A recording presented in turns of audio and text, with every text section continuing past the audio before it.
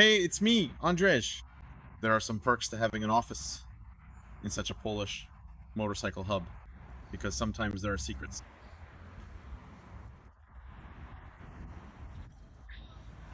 What's that? What's standing there?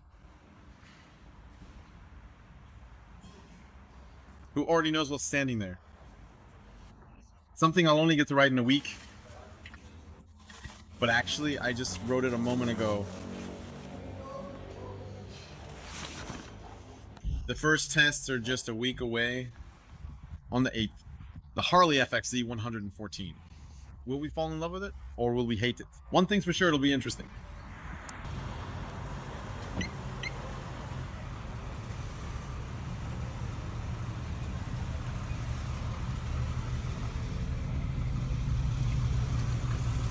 But it sounds incredibly cool, doesn't it? The auditory appeal is truly remarkable, possessing a captivating resonance and an impressive quality that immediately draws one in. It creates an experience that is not only pleasant to the ears, but also deeply engaging, making it undeniably and exceptionally cool to listen to. This unique sonic characteristic contributes significantly to its overall appeal and leaves a lasting positive impact